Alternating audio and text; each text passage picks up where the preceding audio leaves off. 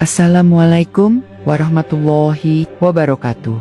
Selamat datang di channel Berbagi Kisah, channel yang mengungkap fakta-fakta tersembunyi dalam sejarah Islam dan peradaban dunia berdasarkan dalil, riwayat syahih, dan penelusuran investigatif yang tajam.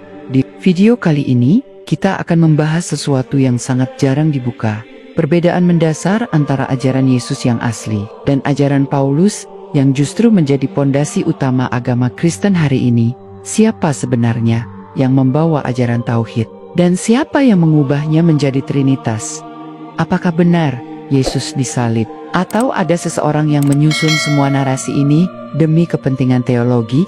Tonton video ini sampai selesai, karena yang akan Anda dengar bukan teori, tapi sejarah yang selama ini dikunci rapat. Bismillah, mari kita mulai ceritanya.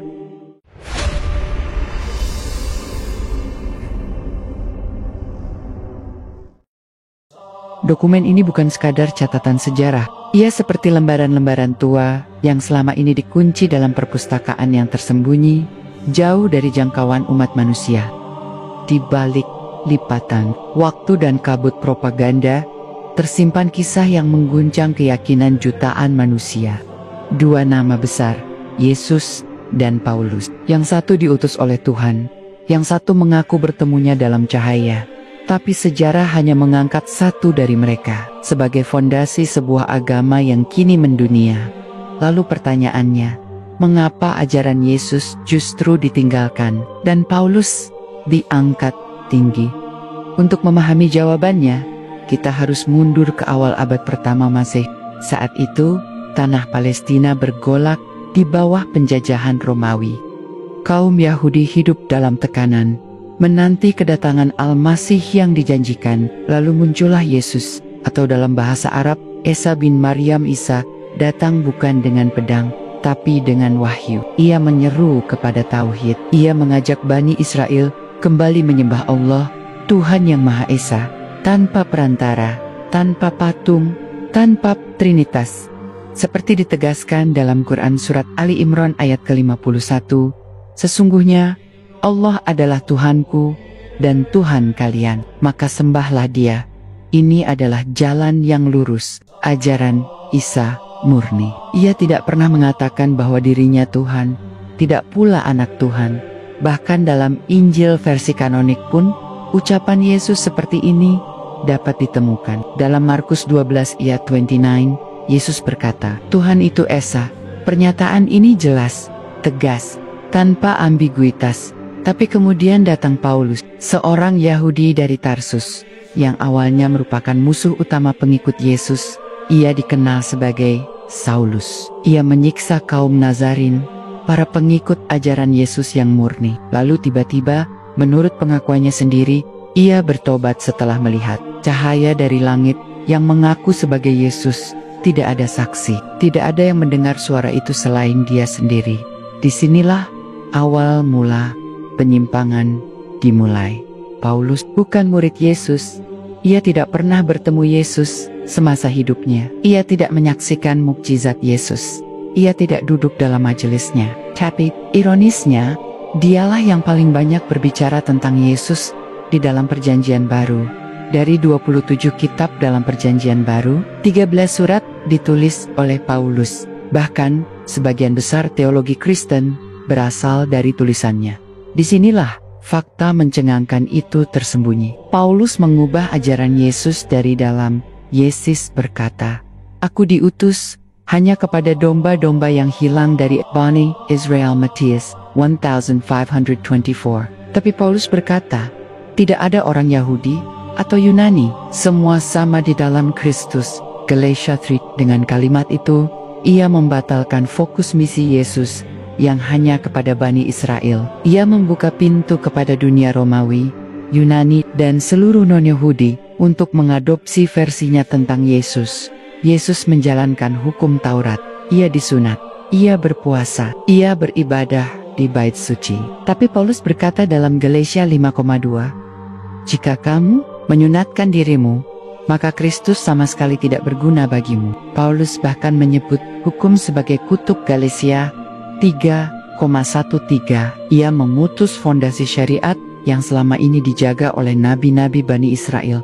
Apa yang terjadi? Ajaran Yesus yang bersandar pada tauhid, hukum Tuhan, dan kehidupan zuhud diruntuhkan secara bertahap oleh doktrin baru Paulus, bahwa Yesus mati sebagai penebus dosa, bahwa keselamatan tidak melalui amal dan hukum, tetapi melalui iman kepada kematian dan kebangkitan Yesus. Ini tidak diajarkan oleh Yesus sendiri, tapi oleh Paulus yang mengaku mendapat wahyu pribadi. Kaum Nazarin dan Ebion, para pengikut ajaran murni Yesus, menolak doktrin Paulus. Mereka tetap menjalankan hukum Taurat. Mereka menolak menganggap Yesus sebagai Tuhan. Mereka meyakini bahwa Yesus adalah manusia pilihan Allah, bukan anak Tuhan, apalagi Tuhan itu sendiri. Ini sesuai dengan Quran Surat An-Nisa ayat ke-171. Sesungguhnya Al-Masih Isa putra Maryam itu adalah utusan Allah dan kalimatnya yang disampaikan kepada Maryam dan sebagai roh darinya. Tapi suara kaum Nazarin perlahan dibungkam. Gereja awal yang mereka dirikan dihancurkan secara intelektual oleh pengaruh Paulus. Bahkan dalam sejarah Eusebius disebutkan bahwa kaum Ebion dicap sesat oleh gereja yang mulai mengadopsi doktrin Trinitas. Ironisnya, Trinitas bukan berasal dari Isa, tidak juga dari Injil awal. Konsep ini baru ditegaskan secara resmi dalam konsili Naisea tahun 325 Masehi, lebih dari 3 abad setelah Isa. Saat itu, Kaisar Konstantin menggunakan kekuasaannya untuk menyatukan kekristenan Romawi dengan tafsir Paulus yang mendewa-dewakan Yesus. Para uskup yang menolak disingkirkan, dokumen yang berbeda dibakar, Injil-Injil yang dianggap tidak sejalan dengan Trinitas disembunyikan atau dihancurkan. Disinilah sejarah bergeser dari wahyu menjadi politik.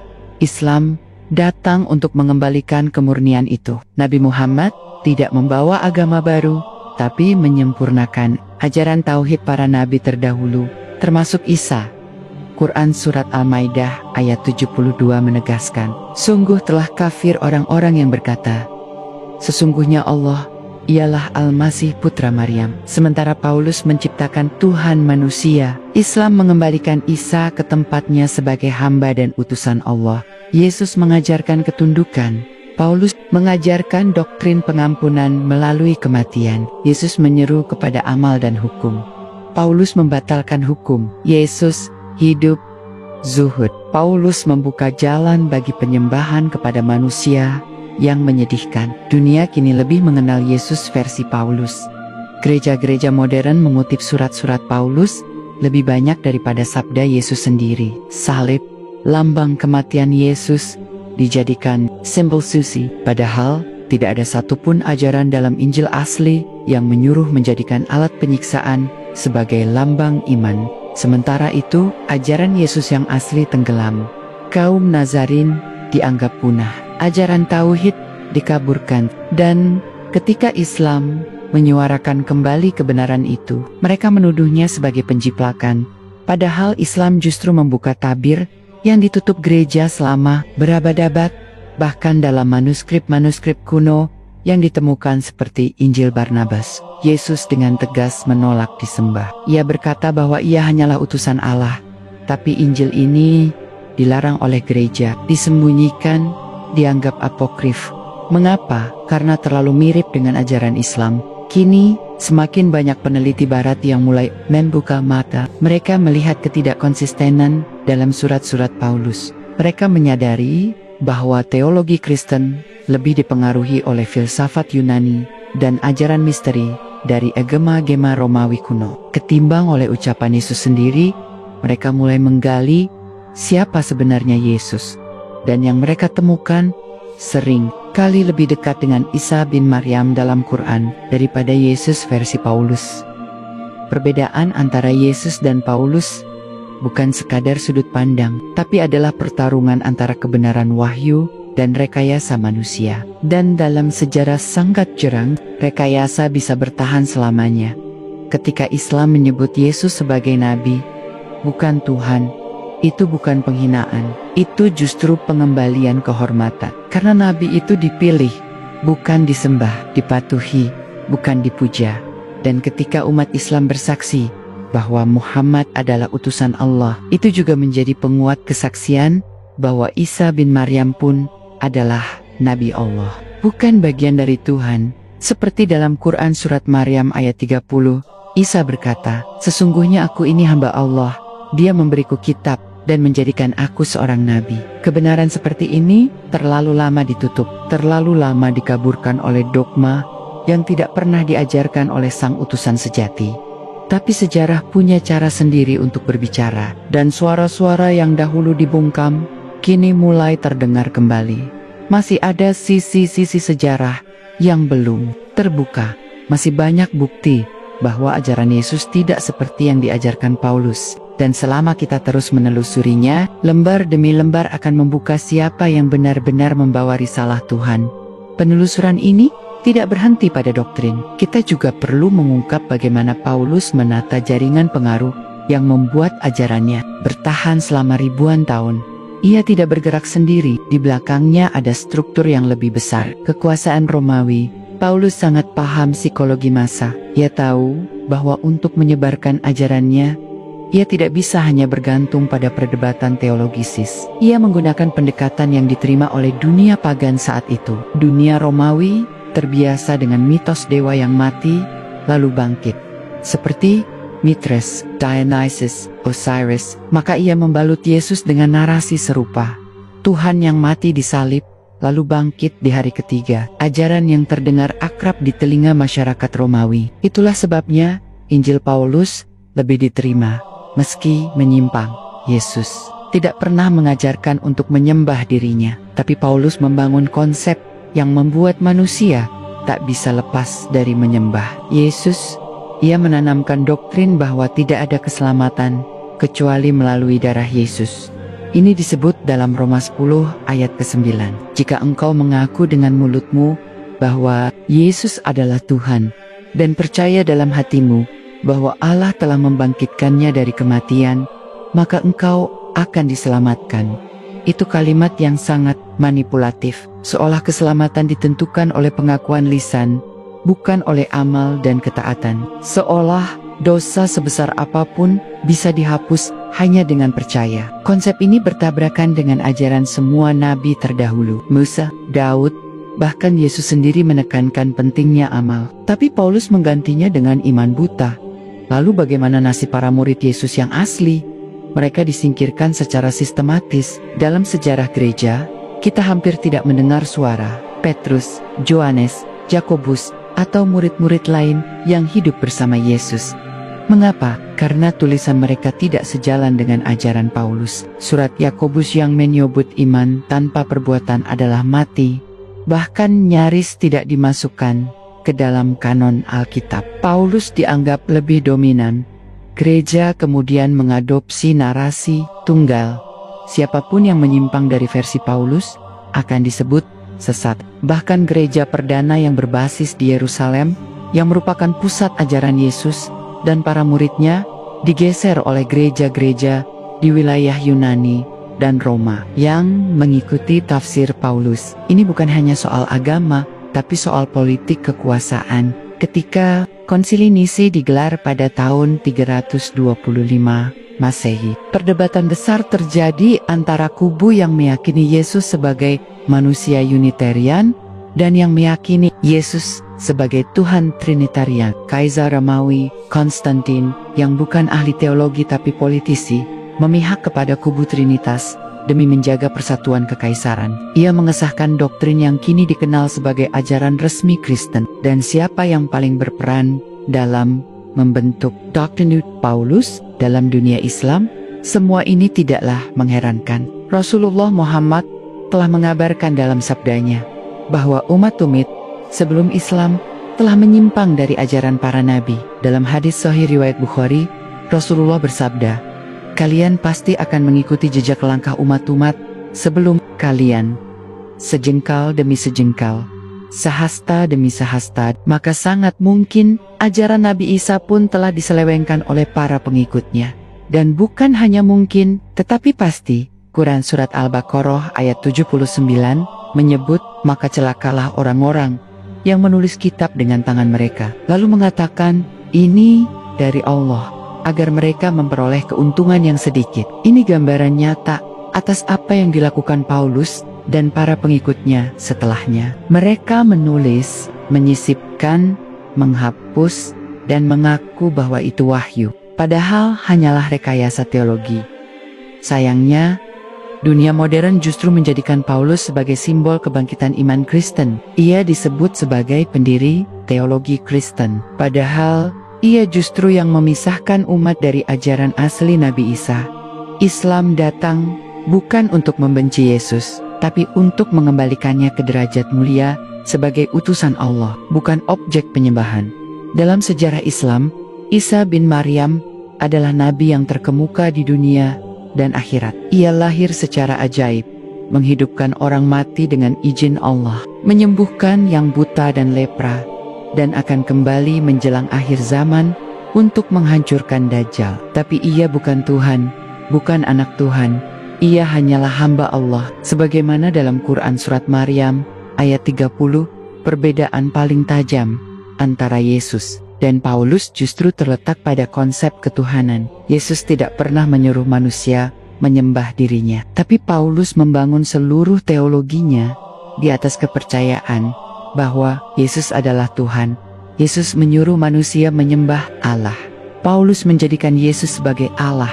Inilah yang membuat pengikut ajaran asli Yesus seperti kaum Ebion dan Nazarin akhirnya dianggap sesat dan diburu. Padahal mereka hanya mempertahankan ajaran yang benar. Mereka percaya pada tauhid, menjalankan hukum Taurat, dan menolak Trinitas. Tapi karena tidak sejalan dengan penguasa Romawi dan tafsir Paulus, mereka pun dihapus dari sejarah.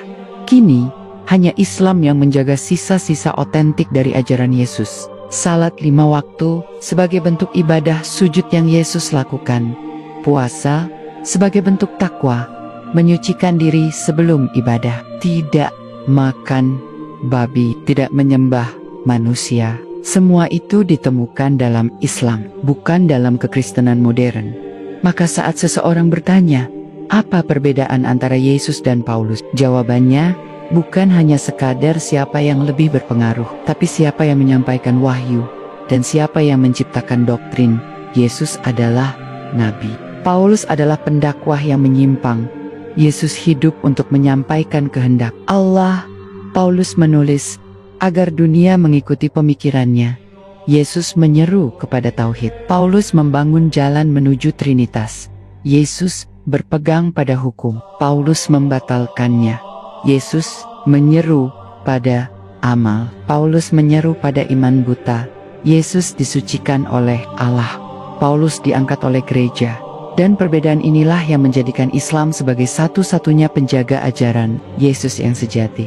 Kini kita masuk ke pertanyaan yang paling mengganggu. Bagaimana mungkin umat Kristen selama hampir 2 milenium tidak menyadari perbedaan mendasar antara Yesus dan Paulus? Jawabannya bukan karena mereka tidak pernah mempertanyakannya, tapi karena sejarah ditulis oleh mereka yang berkuasa. Dan Paulus sejak awal sudah memposisikan dirinya bukan hanya sebagai penyebar ajaran Yesus, tapi sebagai penyelamat yang menafsirkan Yesus dengan cara yang sesuai dengan kehendaknya sendiri. Bonyahyumat awum. Kristen tidak menyadari bahwa mayoritas ajaran gereja saat ini termasuk konsep dosa warisan, penebusan dosa melalui darah, iman sebagai satu-satunya syarat keselamatan. Bahkan struktur gereja semuanya berasal dari surat-surat Paulus, bukan dari ajaran Yesus secara langsung. Bahkan menurut para sarjana Kristen sendiri, seperti Bart Ehrman dan James Dunn, Paulus bukan sekadar menyebarkan ajaran Yesus, tapi mengubahnya secara substansial.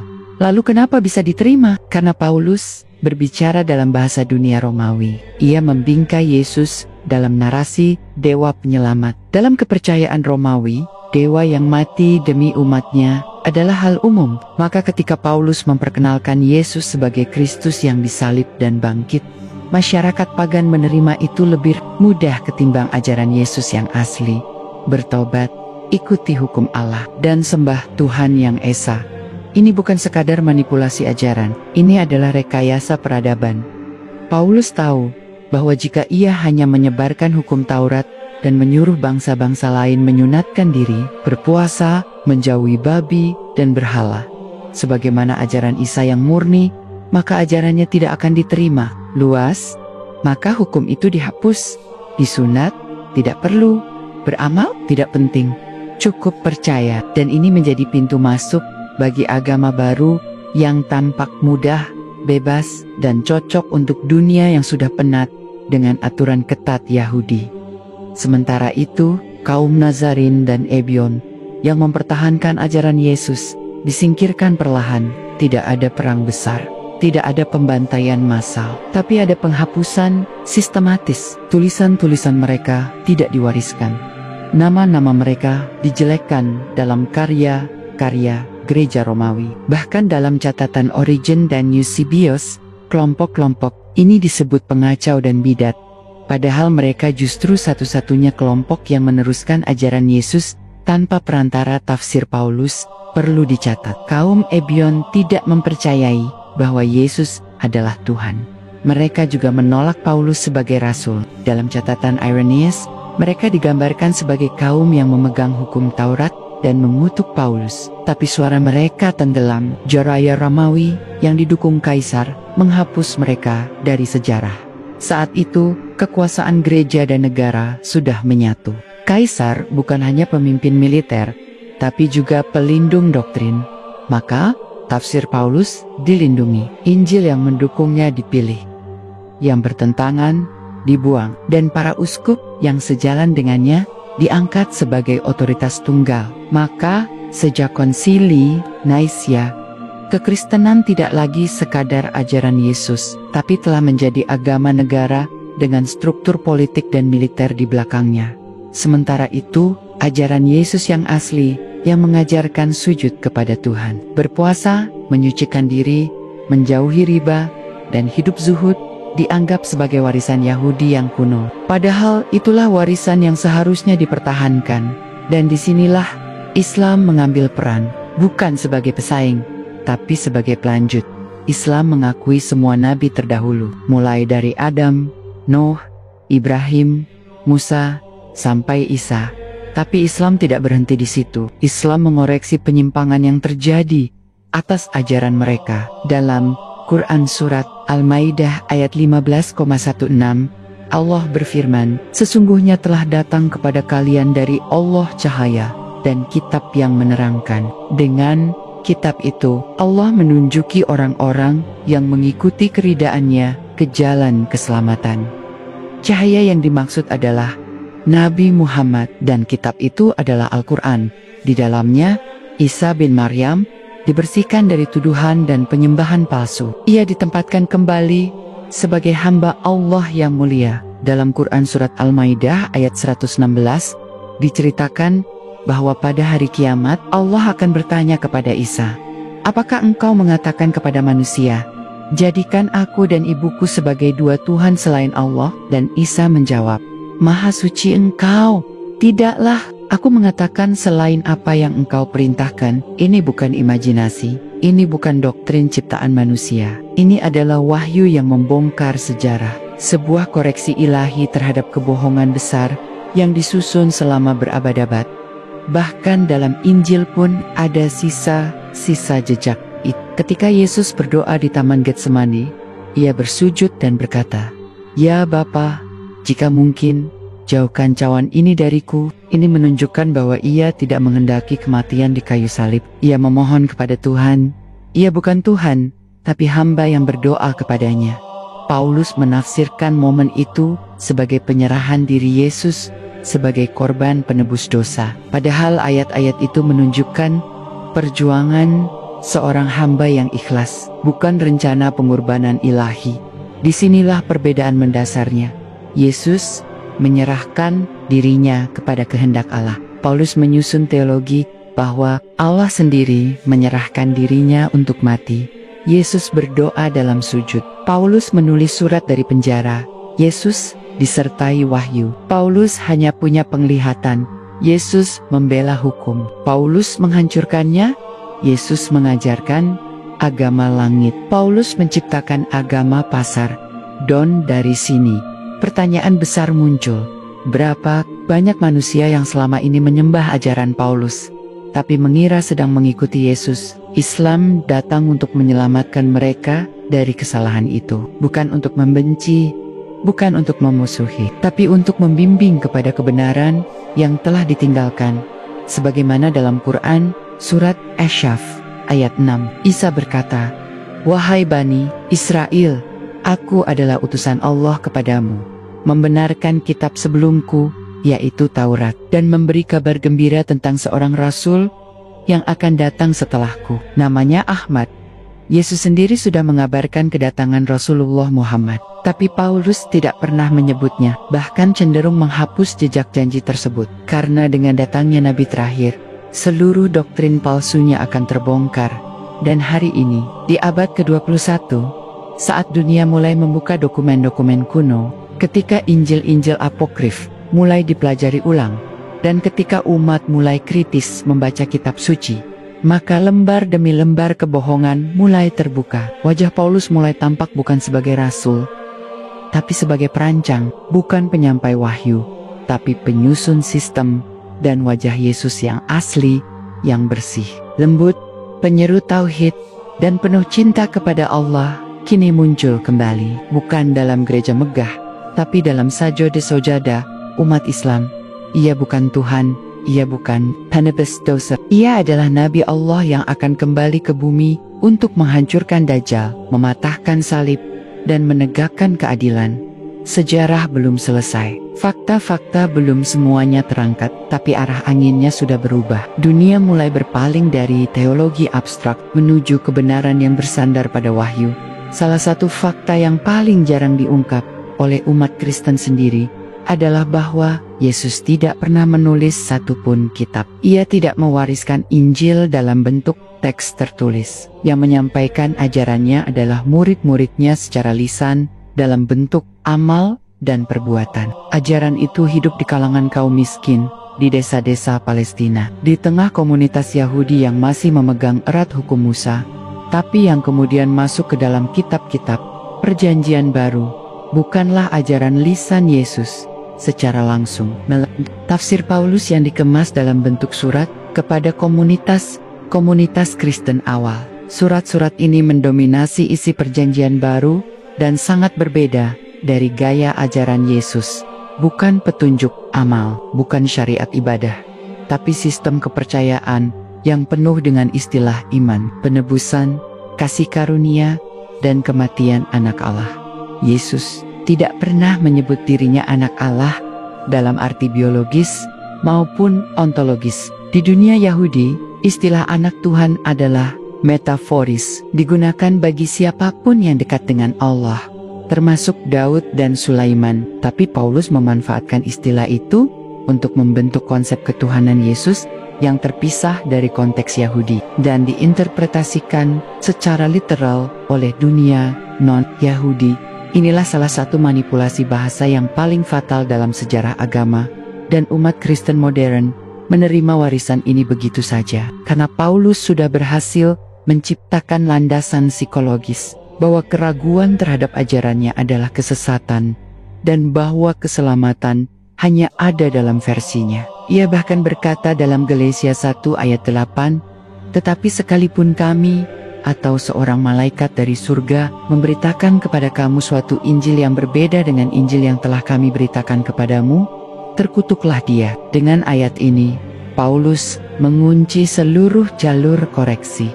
Ia menutup ruang diskusi. Tidak boleh ada Injil lain, tidak boleh ada tafsir lain, bahkan meski itu berasal dari malaikat sekalipun. Padahal dia sendiri mengaku mendapat wahyu dari cahaya yang mengaku Yesus tanpa saksi, tanpa bukti. Sebuah paradoks besar yang diterima begitu saja selama ribuan tahun.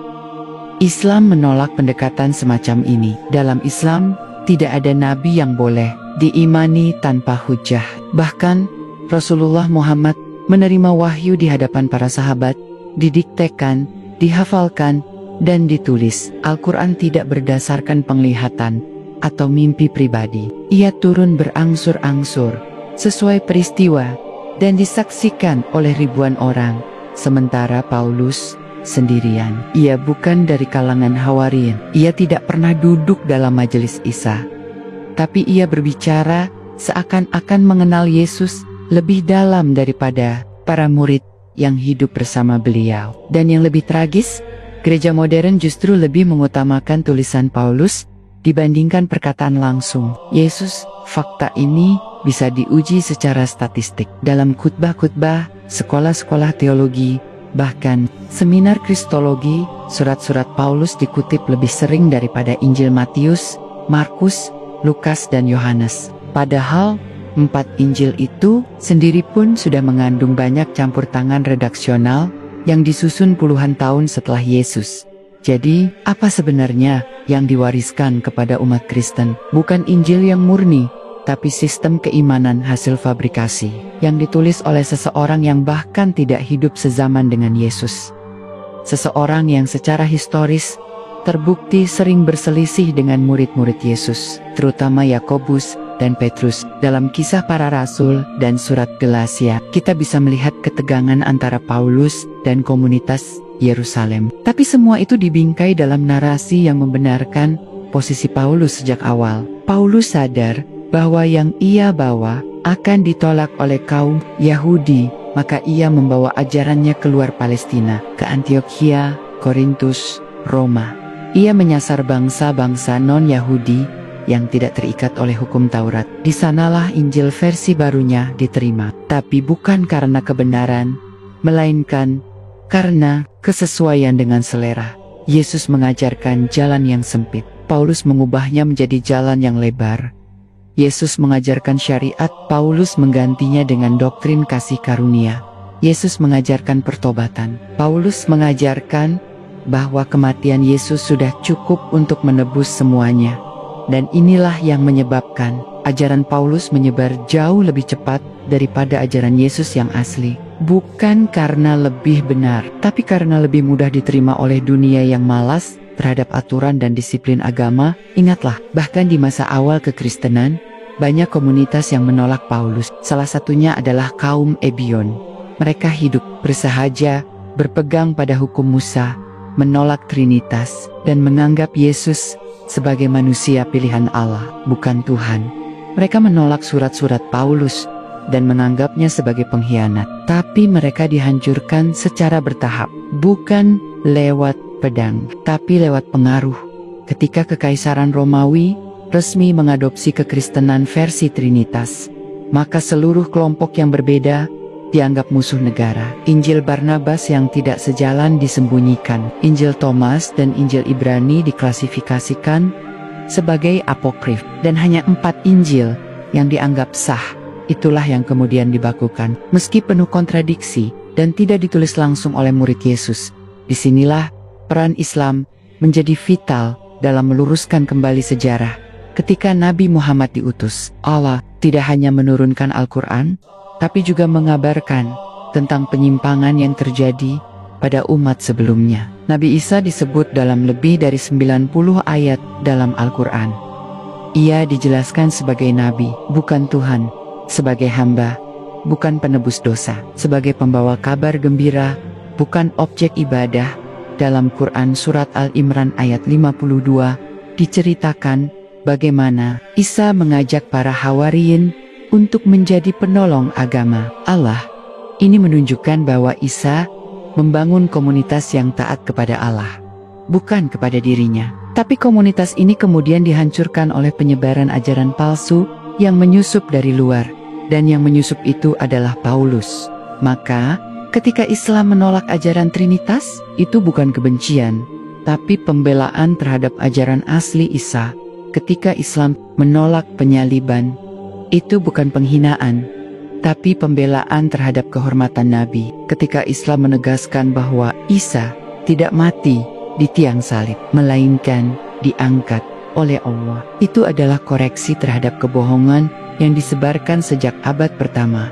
Dalam Quran Surat An-Nisa ayat 157, Allah berfirman, mereka tidak membunuhnya, tidak pula menyalibnya, tetapi yang diserupakan bagi mereka. Ayat ini adalah pukulan telak terhadap seluruh fondasi teologi Paulus, karena tanpa penyaliban, Tidak ada penebusan dosa. Tanpa kematian Yesus, tidak ada kebutuhan untuk percaya kepada kebangkitannya. Dan tanpa semua itu, doktrin Paulus runtuh. Inilah mengapa Paulus sangat berambisi menyebarkan narasi penyaliban. Karena di sanalah kekuatannya. Bukan di ajaran moral, bukan di ibadah, tapi di ideologi penyelamatan lewat darah. Padahal Allah tidak pernah membutuhkan darah untuk mengampuni. Dalam seluruh sejarah para nabi, tidak pernah ada ajaran bahwa manusia diselamatkan karena darah sesama manusia. Maka Islam hadir dengan kebenaran yang sederhana, tapi kuat, bahwa setiap manusia bertanggung jawab atas dosanya sendiri, bahwa keselamatan datang dari iman dan amal, bahwa para nabi adalah pembawa wahyu, bukan objek penyembahan. Yesus tidak ingin disembah, ia ingin ditaati. Tapi Paulus menjadikannya Tuhan, agar orang-orang tunduk pada sistem yang ia bangun. Dan sejarah terus berjalan. Dunia kini mulai menyadari bahwa ada sesuatu yang salah dalam narasi Kristen arus utama. Penemuan manuskrip laut mati Injil kuno, dan bangkitnya kembali semangat penelitian kritis atas kitab suci membuka ruang untuk kebenaran yang lama terkubur. Bukan umat Islam yang membuatnya, tapi Allah yang mengatur waktunya. Satu persatu topeng doktrin buatan manusia jatuh, dan wajah Isa bin Maryam yang sejati mulai tampak lagi, bukan sebagai sosok di kayu salib, tapi sebagai hamba Allah yang akan turun kembali ke bumi untuk mematahkan salib itu sendiri. Dalam dunia akademik modern, semakin banyak sejarawan dan peneliti independen yang mulai menggugat posisi Paulus dalam sejarah agama Kristen. Salah satu nama penting adalah Dr. Hia Maccabi, seorang cendekiawan Yahudi yang menulis buku The Maze Maker, Paul and the Invention of Christianity. Dalam penelitiannya, ia menyimpulkan bahwa Paulus bukanlah penerus ajaran Yesus, melainkan pendiri agama yang sepenuhnya baru, yang tidak sesuai dengan Yudaisme Yesus maupun dengan tradisi Taurat. Maccabi menemukan bahwa konsep penebusan dosa melalui darah, doktrin dosa warisan, dan penghapusan hukum Taurat adalah ajaran asing bagi Yesus dan para pengikutnya. Bahkan, Paulus sendiri dalam beberapa suratnya mengakui bahwa ia sering berselisih dengan komunitas Yerusalem, khususnya dengan Yakobus, saudara Yesus, yang juga pemimpin utama kelompok Nazarin.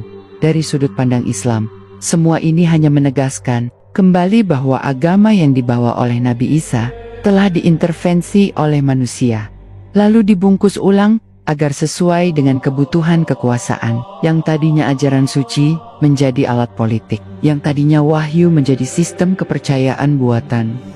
Tapi siapa yang mendanai penyebaran ajaran Paulus? Siapa yang melindunginya? Mengapa ia bisa menulis surat-surat panjang dari penjara, menyebarkan ideologinya ke berbagai kota besar di Kekaisaran Romawi, dan ajarannya diterima luas bahkan di kalangan elit? Jawabannya sederhana, karena ajaran Paulus menguntungkan sistem kekaisaran. Yesus dengan ajaran tauhidnya adalah ancaman bagi Romawi. Ia menyeru untuk taat hanya kepada Tuhan. Ia tidak mengizinkan pemimpin dunia ini menjadi perantara antara manusia dan Allah.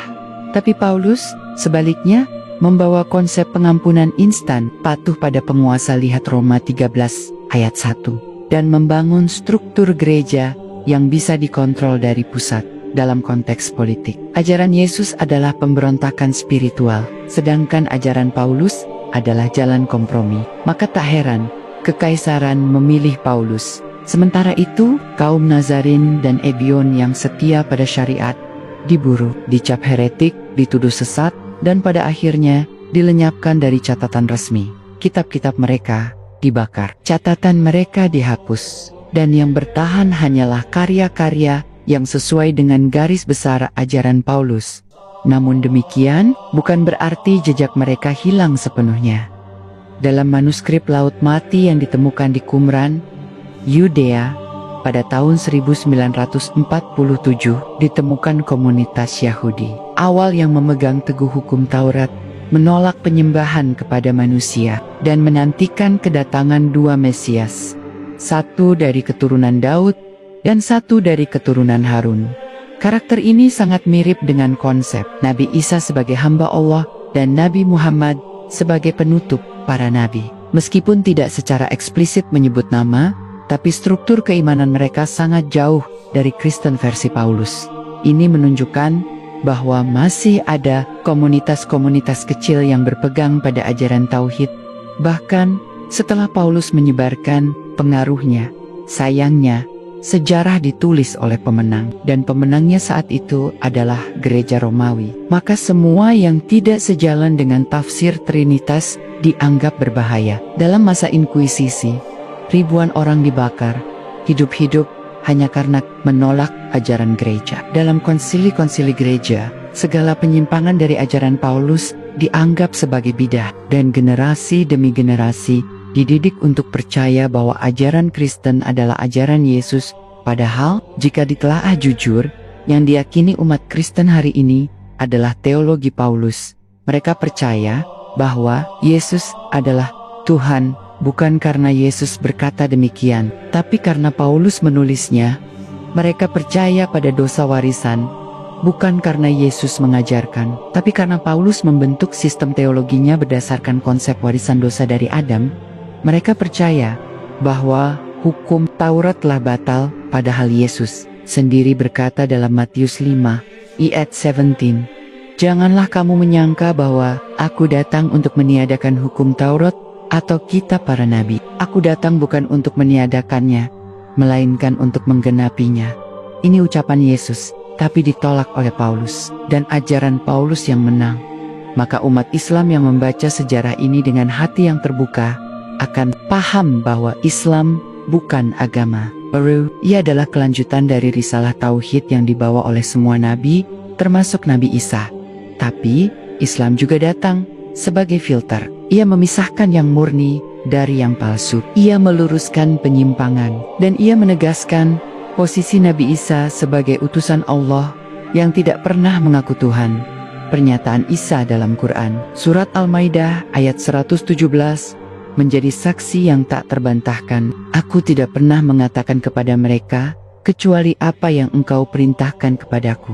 Sembahlah Allah, Tuhanku dan Tuhan kalian, dan aku menjadi saksi terhadap mereka selama aku berada di tengah-tengah mereka. Ini ucapan yang jujur, teologi abstrak, tapi pernyataan dari hamba yang tahu dirinya bukan Tuhan. Paulus menghilangkan dimensi ini. Ia membentuk Yesus dalam citra dewa penyelamat, bukan sebagai rasul. Ia menghapus aspek syariat, menggantinya dengan simbol-simbol spiritual. Iman kepada kematian Yesus sebagai tiket masuk surga, menggantikan kewajiban untuk hidup dalam ketaatan. Padahal, jika seseorang benar-benar mencintai Yesus, ia akan meniru hidupnya, bukan hanya mengakui namanya, bukan hanya menyanyi tentang darahnya, tapi menjalani hidup seperti yang dijalani Yesus, beribadah, sujud, menolak dunia, dan tunduk kepada Allah. Dan semua itu ada dalam Islam. Umat Islam tidak menyebut Yesus sebagai Tuhan, tapi menyebutnya Nabi Isa yang mulia. Mereka menyebut namanya dengan penuh hormat. Mereka menganggap ibunya, Maryam, sebagai wanita paling suci di antara seluruh perempuan. Bahkan satu surat dalam Al-Quran dinamakan Surat Maryam. Tidak ada satu surat pun dalam Al-Quran yang dinamakan Surat Muhammad, tapi ada Surat Maryam. Ini menunjukkan bahwa Islam bukan hanya menghormati Yesus, tapi menjaga warisannya dalam ajaran Islam. Nabi Isa akan turun kembali ke bumi menjelang kiamat. Ia akan menghancurkan salib, membunuh Dajjal, dan menghapuskan pajak jizyah, karena seluruh umat manusia akan masuk Islam. Ini bukan propaganda, tapi janji Allah dalam hadis-hadis sahih yang diriwayatkan dalam Sahih Muslim dan Sahih Bukhari. Dan ketika Nabi Isa turun, ia tidak akan mencari Paulus. Ia tidak akan datang ke Vatikan. Ia akan datang sebagai pengikut Nabi Muhammad, bukan sebagai kepala gereja. Ia akan menegakkan sholat, berpuasa, berhaji, dan menjalankan syariat Islam. Karena hanya Islam yang menyampaikan ajaran Tuhan secara utuh, murni, dan tak berubah. Itulah akhir dari proyek besar penyimpangan. Paulus akan dipertanggungjawabkan. Semua yang mengikutinya tanpa ilmu akan menyadari bahwa mereka tertipu. Dan saat itu tiba, hanya mereka yang mengikuti wahyu yang akan selamat. Untuk memahami sepenuhnya sejauh mana pengaruh Paulus telah membentuk wajah agama Kristen hari ini, kita harus menyusuri tidak hanya isi surat-suratnya, tapi juga struktur, ideologi yang ia bangun. Paulus tidak hanya membuat tafsir atas sosok Yesus, tapi membangun sebuah sistem keyakinan yang punya pola khas, terstruktur, dan mengikat. Ia menyusun doktrin seperti seorang arsitek yang ingin meninggalkan warisan keimanan yang baru meskipun menyimpang. Pertama, Paulus menanamkan konsep iman sebagai satu-satunya jalan keselamatan. Dalam surat Efesus 2 ayat 8,9, ia menulis, "Sebab karena kasih karunia kamu diselamatkan oleh iman. Itu bukan hasil usahamu, tetapi pemberian Allah, bukan hasil pekerjaanmu." Pernyataan ini tampaknya memberi harapan seolah manusia cukup percaya dan semuanya beres. Tapi dalam konteks syariat para nabi terdahulu, pernyataan ini justru menghancurkan prinsip dasar keimanan yang diajarkan semua rasul, bahwa iman dan amal tidak bisa dipisahkan. Nabi Ibrahim, Musa, Daud, Sulaiman, dan Isa bin Maryam semua menyeru kepada ibadah nyata, bukan hanya deklarasi kepercayaan. Dalam Islam, konsep ini begitu jelas. Iman tanpa amal adalah dusta. Quran Surat Al-Baqarah ayat 2,3 menegaskan bahwa orang-orang bertakwa adalah mereka yang beriman kepada yang gaib, mendirikan sholat, dan menginfakkan sebagian rezeki. Semua disandingkan, iman dan perbuatan, tapi Paulus memisahkan keduanya. Ia meniadakan amal, ia membatalkan kewajiban, ia menawarkan surga instan tanpa usaha. Inilah mengapa gereja modern yang menjadikan surat-surat Paulus sebagai fondasi, sering kali menekankan percaya Yesus sebagai solusi tunggal atas semua masalah spiritual. Tidak peduli gaya hidup, tidak peduli moralitas, asalkan percaya bahwa Yesus adalah Tuhan yang mati dan bangkit, maka dijanjikan surga. Padahal Yesus sendiri tidak pernah mengajarkan hal itu. Dalam Injil Matius pasal 7 ayat 21, Yesus dengan tegas berkata, "Bukan setiap orang yang berseru kepadaku, 'Tuhan, Tuhan,' akan masuk ke dalam kerajaan surga, melainkan dia yang melakukan kehendak Bapa-Ku yang di surga." Artinya, bukan sekadar pengakuan iman, tapi ketaatan dan amal. Paulus memutarbalikkan pesan ini. Ia mereduksi ajaran Yesus menjadi simbol, bukan lagi petunjuk hidup, tapi sekadar syarat kepercayaan. Maka tak heran jika ajaran Paulus lebih disukai penguasa, karena ia menciptakan sistem agama tanpa beban tanggung jawab moral yang terlalu berat. Cukup percaya, lalu ikut gereja maca, diter. Tapi yang lebih mencengangkan adalah bagaimana Paulus memperluas pengaruhnya secara struktural. Ia menulis surat kepada jemaat-jemaat di kota-kota besar Roma, Galesia, Korintus, Efesus. Masing-masing surat bukan hanya menasihati tapi membentuk doktrin, menjelaskan teologi baru, dan membangun hierarki gereja. Paulus menetapkan posisi para pemimpin gereja. Ia mengatur jabatan penatua, diakon, dan pengawas jemaat. Ia membentuk organisasi, dan inilah cikal bakal gereja institusional. Sebuah sistem keagamaan yang bukan berdasarkan wahyu ilahi, tapi pada surat-surat pribadi seorang pria yang tidak pernah menjadi murid langsung Yesus. Lebih dari itu, Paulus membangun teologi yang sangat cocok untuk diterima dunia Romawi. Ia menggabungkan unsur-unsur ajaran pagan ke dalam konsep Kristus. Dewa yang mati, lalu bangkit. Darah sebagai alat penyucian, dan ritual roti anggur sebagai simbol tubuh dan darah Yesus. Semua ini memiliki padanan dalam kepercayaan pagan sebelumnya, seperti Mitraisme. Dengan cara ini, Paulus memosisikan Yesus bukan hanya sebagai nabi, tapi sebagai kurban agung. Ia bahkan menyebut Yesus sebagai anak domba Allah yang disembelih untuk dosa dunia. Sebuah penggambaran yang bukan berasal dari Isa bin Maryam, melainkan dari sistem korban pagan yang digunakan untuk menenangkan para dewa Islam menolak semua konsep ini secara total. Dalam Islam, tidak ada perantara antara manusia dan Allah. Ada pengampunan melalui darah, tidak ada keselamatan melalui pengakuan lisan semata. Keselamatan dalam Islam dibangun atas fondasi tauhid, amal saleh, kejujuran, kesabaran, dan ketaatan kepada syariat. Dan ini adalah prinsip yang juga diajarkan oleh Isa bin Maryam. Fakta bahwa Yesus beribadah, bersujud, berpuasa, menyucikan diri sebelum berdoa, tidak makan babi, dan menyuruh manusia menyembah Allah, semuanya ada dalam Islam. Tapi semuanya dihapuskan oleh Paulus dan diganti dengan versi yang bisa diterima oleh Imperium Romawi. Maka, ketika kita menyandingkan Yesus dan Paulus, kita tidak sedang membandingkan dua tokoh yang bekerja sama. Kita sedang mengontraskan seorang utusan Allah dengan seorang perancang sistem kepercayaan, seorang yang diutus Tuhan dengan seorang yang ditunjuk oleh dirinya sendiri. Yesus tidak pernah berkata bahwa ia Tuhan. Tapi Paulus menulis bahwa Yesus adalah gambar Allah yang tidak kelihatan. Kolose 1 ayat 15. Yesus tidak pernah menyuruh menyembah dirinya. Tapi Paulus menulis bahwa segala lutut harus bertelut kepada Yesus. Filipi 2 ayat 10. Ini bukan sekadar perbedaan gaya bahasa. Ini adalah perbedaan esensi. Dan celakanya, tafsir Paulus dijadikan doktrin, sementara ucapan Yesus sendiri yang justru membantahnya diabaikan. Dan ironisnya lagi, jika hari ini seorang muslim berkata bahwa Yesus adalah utusan Allah, bukan Tuhan, maka ia dianggap menghina kekristenan. Padahal yang ia sampaikan adalah ucapan asli Yesus. Tapi umat Kristen hari ini lebih percaya kepada Paulus. Dan siapapun yang membantah Paulus dianggap sesat, meskipun ia sebenarnya hanya mengutip Yesus. Inilah kondisi tragis agama yang lahir dari bukan dari wahyu.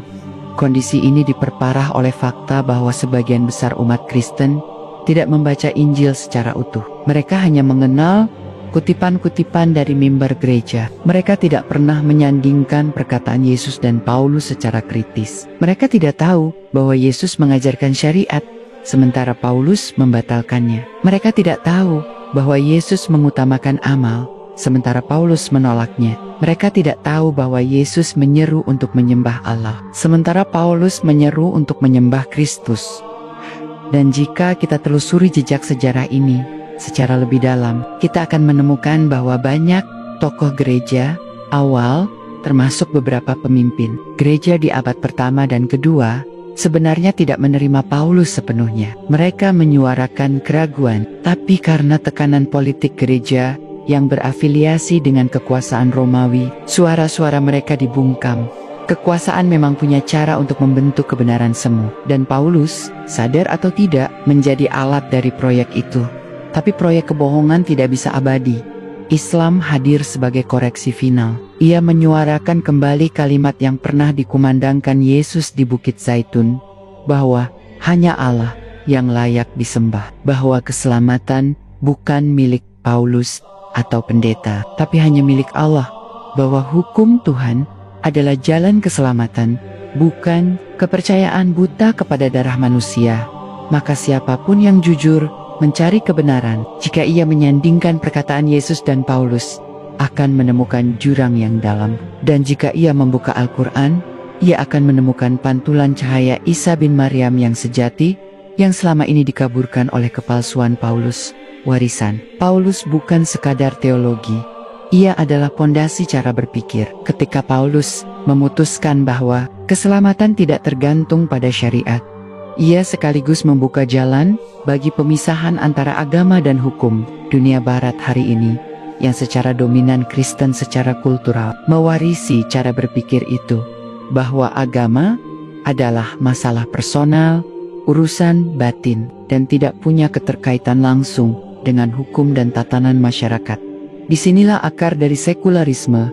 Paulus membentuk gagasan bahwa iman bisa berdiri tanpa amal, bahwa hubungan manusia dan Tuhan bersifat simbolik, bukan sistemik, bahwa cukup percaya tanpa harus diikat oleh aturan konkret seperti puasa, zakat, atau larangan riba. Dalam konteks ini, doktrin Paulus menjadi batu loncatan bagi mentalitas modern yang menjauh dari syariat. Bandingkan ini dengan Islam. Islam tidak membiarkan iman berdiri sendiri. Ia menyatu dengan amal, dengan hukum, dengan ekonomi, dengan sosial. Tauhid dalam Islam bukan sekadar deklarasi lisan, tapi struktur kehidupan. Salat, zakat, haji, jual beli, bahkan cara makan dan berpakaian, semuanya diatur. Karena Allah bukan hanya Tuhan spiritual, tapi juga Rabbul Alamin, pengatur seluruh alam. Paulus justru memutus keterikatan itu. Maka dunia barat yang menjadikan ajaran Paulus sebagai pilar teologisis tumbuh menjadi masyarakat yang mengasingkan Tuhan dari hukum dan kehidupan sehari-hari. Agama menjadi dekorasi, iman menjadi identitas emosional, tapi tidak lagi menjadi sistem hidup. Inilah akibat panjang dari mengganti ajaran Yesus dengan tafsir Paulus, dan dampaknya sangat luas. Lihat bagaimana dunia hari ini memandang Islam dengan kecurigaan ketika umat Islam menyebut bahwa hukum Allah mengatur kehidupan. Barat menyebutnya fanatisme. Ketika umat Islam menolak menyembah manusia, Barat menyebutnya intoleransi. Ketika umat Islam menolak pemisahan agama dan kehidupan, Barat menyebutnya ekstremisme. Padahal semua itu adalah warisan dari para nabi, termasuk Isa bin Maryam. Tapi karena ajaran Isa telah digantikan, maka Islam tampak asing. Karena yang dikenal dunia sebagai ajaran Yesus adalah versi Paulus yang penuh kompromi, toleransi semu, dan pengabaian terhadap hukum Allah. Dan selama dunia tidak membongkar peran Paulus, maka persepsi ini tidak akan pernah berubah. Namun, sejarah bergerak. Kini, di era keterbukaan informasi, para peneliti mulai menggali ulang sejarah kekristenan. Manuskrip-manuskrip tua seperti Injil Barnabas, Injil Yudas, dan Injil Ibrani mulai dipelajari ulang. Mereka menemukan bahwa konsep Trinitas, dosa warisan, dan penebusan dosa bukan berasal dari ajaran Yesus, tapi dari penyusup teologi yang datang belakangan. Sebagian besar penyusup itu adalah pengaruh Helenistik, filsafat Yunani, dan tentu saja Paulus, contoh yang mencolok. Dalam filsafat Plato, ada konsep logos sebagai entitas ilahi perantara antara Tuhan dan manusia. Paulus menyerap konsep ini dan menyebut Yesus sebagai logos, kata Allah yang menjadi manusia. Padahal dalam ajaran Taurat tidak ada konsep semacam itu. Dan Isa sendiri tidak pernah berbicara dengan kategori filsafat Yunani, tapi gereja menyerapnya, dan ajaran asli Nabi Isa lenyap. Lalu datang Islam, dan dalam Quran surat Az-Zukhruf ayat 64, Isa kembali bersaksi, sesungguhnya Allah adalah Tuhanku dan Tuhan kalian, maka sembahlah Dia. Inilah jalan yang lurus, jelas, tanpa metafora, tanpa filosofi rumit, tanpa darah, tanpa salib. Tapi doktrin Paulus menjadikan jalan itu kabur, dan kini ratusan juta manusia hidup dalam sistem keimanan yang dibangun di atas klaim pribadi, seseorang yang mengaku mendengar suara dari langit tanpa saksi, tanpa mukjizat, tanpa wahyu yang bisa diverifikasi. Bandingkan dengan Rasulullah Muhammad, setiap wahyu Al-Quran turun di depan para sahabat. Ia dicatat, dihafal, dan disebarkan dengan sanad yang jelas. Tidak ada ruang untuk manipulasi pribadi. Islam membangun sistem transmisi ilmu yang ketat, dari mulut ke mulut, dari guru ke murid, dan inilah yang menjaga keaslian Al-Quran dan hadis selama 14 abad lebih. Sementara surat-surat Paulus disalin ulang, diterjemahkan, diperdebatkan, dan akhirnya dipilih sebagian dan dibuang sebagian oleh gereja. Tidak ada standar otentik, tidak ada sanad, tidak ada jaminan, tapi manusia tetap memeluk ajaran itu karena telah diwariskan secara budaya, karena mereka tidak pernah diajarkan untuk membandingkan langsung apa yang diajarkan Yesus dan apa yang diajarkan Paulus. Jika mereka melakukannya, mereka akan kaget. Yesus mengajarkan ketaatan, Paulus mengajarkan kebebasan. Yesus mengajarkan sujud, Paulus mengajarkan iman dalam hati. Yesus berpuasa, hidup zuhud, dan berjuang. Paulus berdakwah lewat surat-surat. Yesus mengangkat kehormatan Allah. Paulus menjadikan Allah sebagai pengurban, Sebuah paradoks besar, tapi selama doktrin itu terus diajarkan dari mimbar ke mimbar, selama teks-teks Paulus dibacakan sebagai sabda Tuhan, maka dunia tidak akan menyadari bahwa mereka telah lama dibelokkan dari jalan yang lurus. Tapi Allah tidak membiarkan kebohongan ini menang selamanya, melalui Islam, melalui Al-Quran, dan melalui kebangkitan kesadaran tauhid. Dunia mulai melihat kembali siapa Isa bin Maryam yang sebenarnya. Bukan tokoh dalam lukisan gereja, bukan dewa yang disalib, tapi nabi yang lembut, suci dan jujur, yang hidup dengan kalimat La ilaha illallah. Dan hari ini, dunia Islam punya tanggung jawab besar, bukan hanya menjaga ajaran itu, tapi menyuarakannya kembali ke dunia, bukan dengan kebencian, bukan dengan propaganda, tapi dengan fakta, dengan sejarah, dengan penjelasan yang jujur dan terang. Inilah misi yang tidak selesai oleh Isa, karena sebelum ia menyempurnakannya, ia diangkat ke langit, dan kelak ia akan kembali untuk menyempurnakannya, bukan sebagai kepala gereja, tapi sebagai hamba Allah, sebagai Muslim, sebagai pengikut Nabi Muhammad. Ketika Isa turun, ia tidak akan memanggil umatnya dengan ajaran Paulus. Ia tidak akan membagikan roti dan anggur. Ia tidak akan mengajak orang percaya pada salib. Ia akan mematahkan salib. Ia akan menyeru kepada syalat. Ia akan menghapuskan jizyah. Karena saat itu, seluruh manusia akan kembali kepada tauhid. Itulah janji akhir zaman. Dan saat itu datang, barulah dunia tahu siapa sebenarnya yang mengikuti Isa dan siapa yang mengikuti Paulus. Pada titik ini, kita harus bicara jujur. Paulus tidak hanya merusak ajaran Nabi Isa dari dalam. Ia menciptakan narasi palsu yang kemudian dijadikan dasar tatanan agama global. Dan yang paling berkuasa hari ini, lembaga-lembaga gereja besar, universitas-universitas teologi, media barat, dan kekuatan politik dunia masih menjadikan warisan Paulus sebagai standar kebenaran agama. Dunia modern tidak memberi ruang pada versi Isa bin Maryam yang sejati.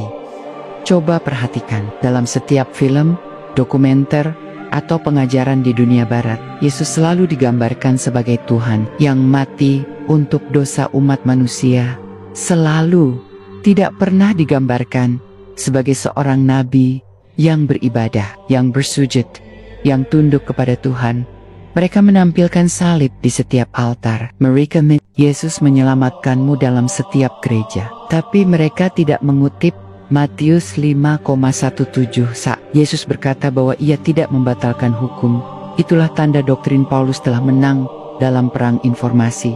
Dan siapa yang menjaga narasi ini? Lembaga-lembaga besar yang mengontrol pendidikan dan keagamaan, Gereja Vatikan, Dewan Gereja Dunia, ribuan universitas teologi yang mengharamkan pertanyaan kritis terhadap surat-surat Paulus. Bahkan mereka yang mengetahui kontradiksi ini diam karena takut dianggap heretik atau dicopot dari posisinya.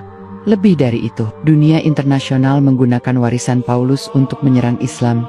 Ketika Muslim menolak penyembahan kepada Yesus, mereka disebut anti-Kristus. Ketika Muslim mengatakan bahwa Isa tidak mati di salib, mereka disebut sesat, padahal inilah yang benar. Inilah yang dikatakan Isa sendiri dalam Quran Surat Maryam ayat ke-30. Sesungguhnya, aku adalah hamba Allah. Dia memberiku kitab dan menjadikan aku seorang nabi. Dan ketika Muslim memanggil umat dunia untuk kembali ke tauhid, media global mencapnya sebagai ekstremisme. Kenapa? Karena jika dunia kembali ke tauhid, maka proyek Paulus runtuh. Gereja kehilangan otoritas. Doktrin darah dan salib menjadi tidak relevan. Lembaga-lembaga agama kehilangan posisi politiknya. Dan yang paling berbahaya bagi mereka, manusia menjadi bebas dari doktrin buatan, lalu tunduk hanya kepada Allah.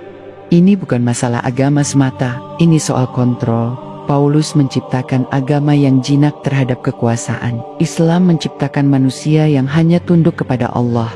Maka, Islam tidak bisa diakomodasi oleh sistem dunia yang berbasis pada warisan Paulus. Dan inilah yang membuat Islam terus dilabeli sebagai ancaman. Tapi sejarah tidak bisa dihentikan. Setiap tahun, ribuan orang di barat masuk Islam bukan karena dakwah besar-besaran, tapi karena membandingkan sendiri antara Injil dan Al-Quran, antara Yesus dan Paulus. Dan mereka kaget bahwa Islam ternyata lebih sesuai dengan Yesus daripada gereja, bahwa salat 5 waktu lebih dekat kepada Yesus daripada Mister, bahwa puasa Ramadan lebih dekat kepada Isa daripada perjamuan suci. Mereka tersadar, tapi tidak semua berani bersuara, sebab sistem dunia ini dibangun untuk mempertahankan narasi Paulus. Buku-buku dikontrol, media diawasi, pengkajian menyimpang dari teologi resmi akan dibungkam. Bahkan jika mereka cendekiawan barat sendiri, tapi kebenaran akan terus muncul.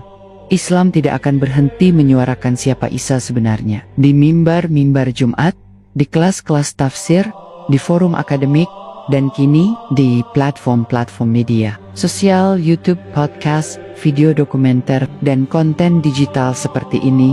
Kebenaran sedang disuarakan kembali, dan umat manusia sedang bangkit dari kebohongan yang telah berlangsung 2000 tahun. Ketika Isa bin Maryam diturunkan kembali oleh Allah menjelang akhir zaman, ia tidak akan mengenakan salib, ia tidak akan membawa Injil versi Roma, ia tidak akan duduk di atas takhta gereja, ia akan turun sebagai seorang hamba Allah, ia akan menegakkan syariat Nabi Muhammad, ia akan salat, ia akan puasa, ia akan haji, ia akan mematahkan salib. Hadis sahih dalam Sahih Bukhari dan Sahih Muslim menyebutkan bahwa Isa bin Maryam akan turun di Menara Putih sebelah timur Damaskus, mengenakan 2 pakaian berwarna kuning dan rambutnya basah seperti baru saja mandi. Ia akan mengajak manusia kepada Islam, dan pada masa itu tidak ada lagi 2 agama. Semua manusia akan kembali kepada satu jalan, tauhid murni, dan disitulah seluruh proyek kebohongan Paulus akan hancur total. Semua surat-suratnya akan menjadi tidak relevan, semua doktrin yang ia ciptakan akan ditinggalkan, semua bangunan megah gereja tidak lagi menjadi tempat kebenaran. Yang menang bukanlah Paulus, yang menang adalah Isa bin Maryam, tapi bukan Yesus versi gereja, melainkan Isa yang disebut dalam Al-Quran, yang menyeru, "Sembahlah Allah, Tuhanku dan Tuhan kalian," yang berkata, "Aku hanyalah hamba Allah, dan Dia menjadikanku seorang nabi yang akan memimpin sholat di belakang imam kaum muslimin, karena ia bukan pembawa syariat baru, tapi pengikut syariat Nabi Muhammad." Itulah akhir dari cerita yang sudah dimulai sejak 2000 tahun lalu. Sebuah konflik ideologis antara wahyu dan rekayasa, antara nabi dan perusak, antara kebenaran dan propaganda. Dan saat itu tiba, tidak ada lagi keraguan siapa yang benar, siapa yang mengubah, siapa yang menyebarkan kebohongan, dan siapa yang menjaga kebenaran. Salah satu bentuk paling halus namun paling berbahaya dari penyimpangan yang dilakukan oleh Paulus adalah pengaburan identitas Yesus sebagai utusan Bani Israel. Yesus dalam catatan Injil sendiri menyatakan dengan sangat tegas, "Aku diutus hanya kepada domba yang hilang dari Bani Israel." Matius 1524. Kalimat ini mengandung makna yang sangat besar, bahwa Yesus tidak datang untuk dunia, tidak pula untuk bangsa Romawi atau Arab. Ia datang khusus untuk menyelamatkan Bani Israel dari penyimpangan akidah yang telah mereka lakukan. Namun, Paulus dalam strategi perluasan ajaran mengubah batasan itu. Ia menyatakan bahwa misi Yesus kini universal. Dalam surat Galatia 3,28, ia menulis, "Dalam Kristus tidak ada lagi orang Yahudi atau Yunani. Semua adalah satu dalam Kristus." Dengan kalimat itu, batas misi kenabian Yesus dilebur, dihapus, dan dijadikan justifikasi untuk menyebarkan ajaran versi Paulus ke seluruh dunia. Inilah awal lahirnya agama baru. Yesus tidak pernah memproklamirkan agama Kristen. Ia tidak pernah memberi nama kepada ajaran yang dibawanya. Bahkan istilah Kristen pertama kali digunakan di Antiokhia, dan itu pun untuk menyebut para pengikut Yesus secara ejekan, bukan sebagai nama resmi agama. Tapi Paulus melalui surat-suratnya menciptakan struktur keyakinan yang akhirnya dikenal sebagai agama tersendiri, lepas dari akar Yudaisme dan kemudian diterima sebagai agama dunia. Dengan kata lain, Paulus menginternasionalkan ajaran Yesus tanpa mandat dari Yesus sendiri.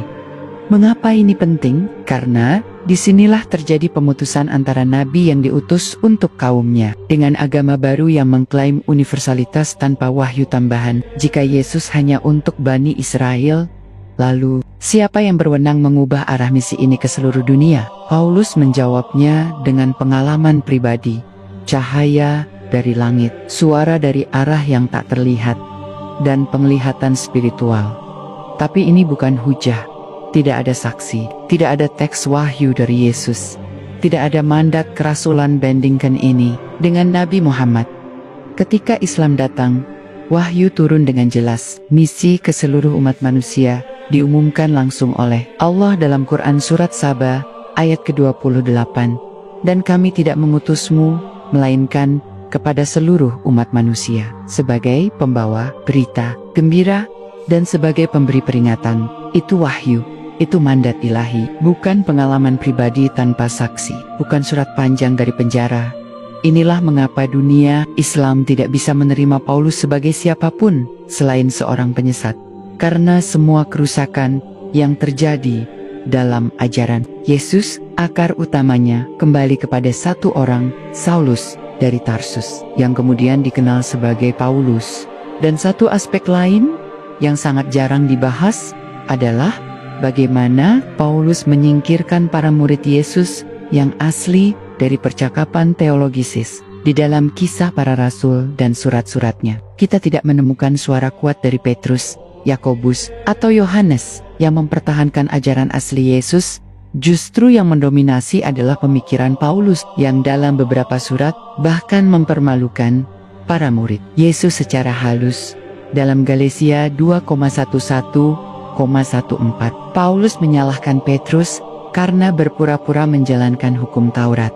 Ia menuduh Petrus sebagai munafik, dan dalam surat lainnya, ia menegaskan bahwa siapapun yang masih mengikuti hukum Musa telah terkutuk. Ini bukan hanya argumen teologisis, tapi upaya delegitimasi terhadap para pewaris langsung ajaran Yesus.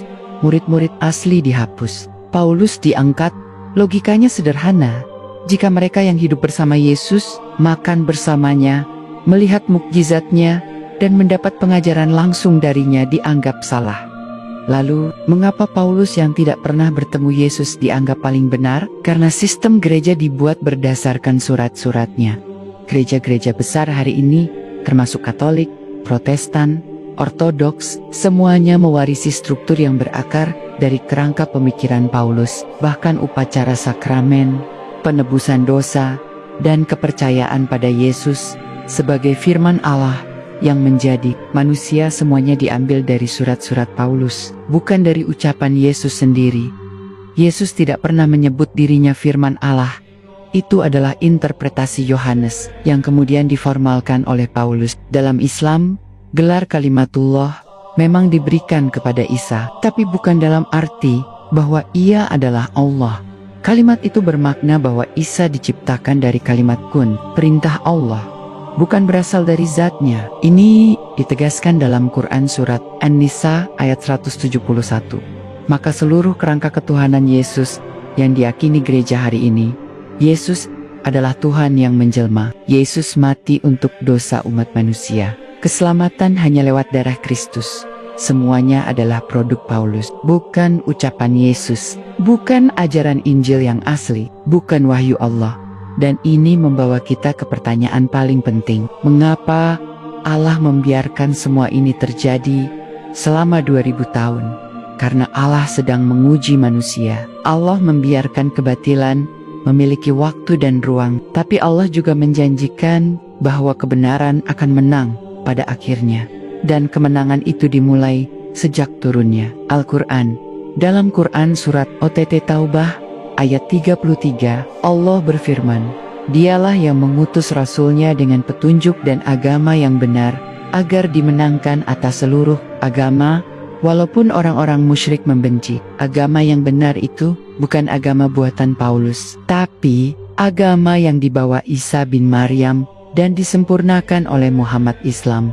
Islamlah yang menyelamatkan wajah asli Yesus dari distorsi Paulus. Islamlah yang memulihkan nama Maryam yang dimuliakan dan dibersihkan dari segala fitnah. Islamlah yang menyelamatkan umat manusia dari penyembahan kepada manusia. Dan Islamlah satu-satunya agama yang menyebut Yesus sebagai Nabi, bukan Tuhan.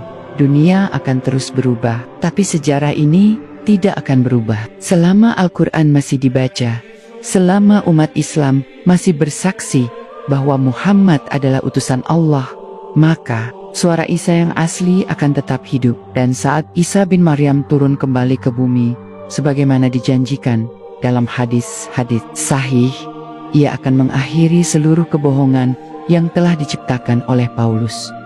Ia akan berkata dengan suara lantang, "Aku bukan Tuhan, aku bukan anak Tuhan, aku adalah hamba Allah."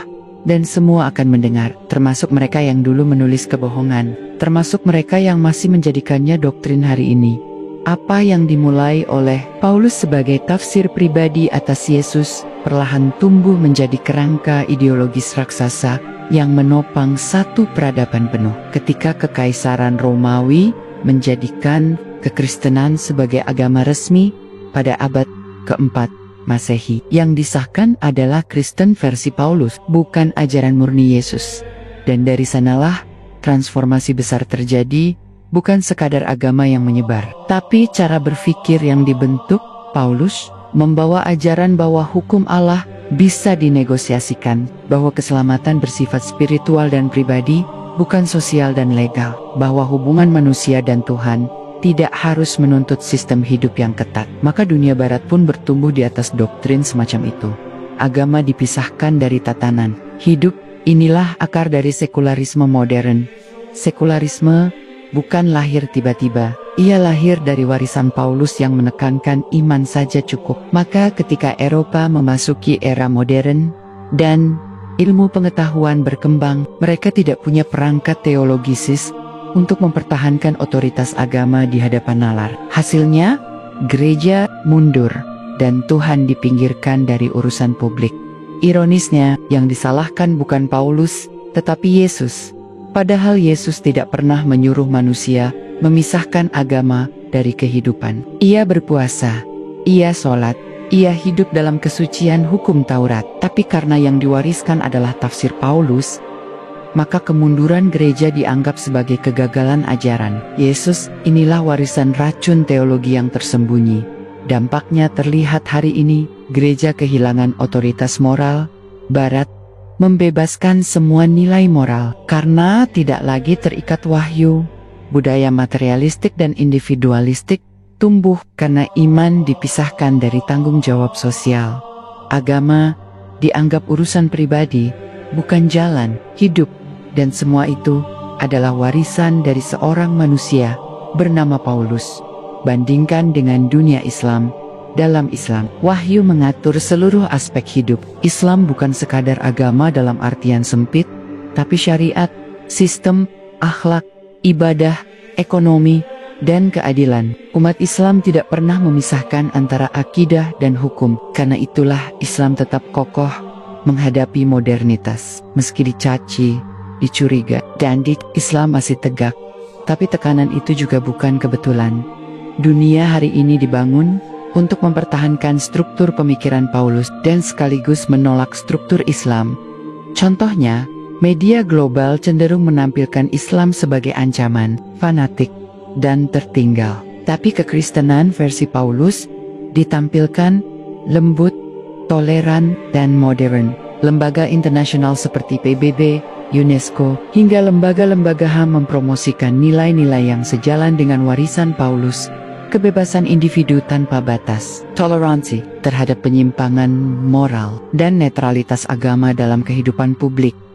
Pendidikan dunia didesain untuk menjauhkan siswa dari ide bahwa hukum Tuhan harus menjadi dasar hidup. Pelajaran agama direduksi jadi etika, konsep Tuhan direlatifkan. Semua ini cocok dengan doktrin Paulus yang menghapus hukum Taurat dan menyebarkan ide bahwa iman itu cukup. tapi dunia lupa. Ajaran Yesus yang asli justru menyeru kepada hukum dan ketundukan. Dan hanya Islam yang masih menyuarakan itu hari ini. Inilah perbedaan besar yang kini menentukan nasib dunia. Yesus mengajarkan kehidupan dalam ketundukan kepada hukum Allah. Paulus mengubahnya menjadi sistem yang menyembah pribadi Yesus. Islam mengembalikan posisi Yesus sebagai nabi dan menolak penyembahan kepada selain Allah. Kini, peradaban dunia sedang berada di ujung konfrontasi Barat yang dibangun di atas struktur Paulus makin hari makin hancur dari dalam. Krisis moral, krisis keluarga, krisis identitas, dan kehampaan spiritual menjalar. Gereja-gereja sepi, tapi Islam justru tumbuh. Bahkan di jantung dunia barat, masjid-masjid bertambah, Al-Quran dipelajari, anak muda masuk Islam, semua karena mereka mulai menyadari yang mereka cari selama ini bukanlah doktrin Paulus, melainkan wajah Yesus yang asli. Wajah itu tidak ada di gereja, tidak ada di patung, tidak ada dalam surat-surat, tapi ada dalam Al-Quran, dalam sholat, dalam air wudhu, dalam kalimat tauhid. Dan semakin dunia membuka mata, semakin mereka menyadari selama ini mereka tidak mengikuti Yesus, tapi mengikuti Paulus. Itulah tragedi besar yang tidak pernah disebutkan dalam pelajaran sejarah. Di balik megahnya katedral, rapihnya doktrin Trinitas, dan jutaan umat yang berkumpul di hari Minggu, ada kegelisahan yang tidak bisa ditutup lagi. Ajaran Yesus yang sejati telah lama dan yang menggantikan ajaran itu bukanlah penerus kenabian, melainkan seorang penulis surat bernama Paulus. Retakan demi retakan mulai tampak. Di universities Kristen sendiri, lahir gelombang baru, para ahli biblika yang mulai bersuara. Yesus tidak pernah mengatakan bahwa ia adalah Tuhan. Salah satu dari mereka adalah Bart D. Ehrman, mantan pendeta dan pakar perjanjian baru. Dalam banyak bukunya, ia menunjukkan bahwa Injil yang kita baca hari ini bukanlah kata demi kata dari Yesus, melainkan produk teologi gereja yang disusun belakangan dan kuat dipengaruhi oleh tulisan Paulus. Ehrman bukan Muslim, tapi ia jujur secara intelektual. Ia menelusuri manuskrip tertua Perjanjian Baru dan menyimpulkan ajaran Yesus dan ajaran Paulus tidak sama, dan ia bukan satu-satunya. Nama-nama seperti James D. Tabor, Elaine Pagels, dan John Dominic Crossan juga menyatakan hal yang serupa. Beberapa dari mereka mengatakan secara terbuka, jika Yesus kembali hari ini, ia tidak akan mengenali agamanya sendiri.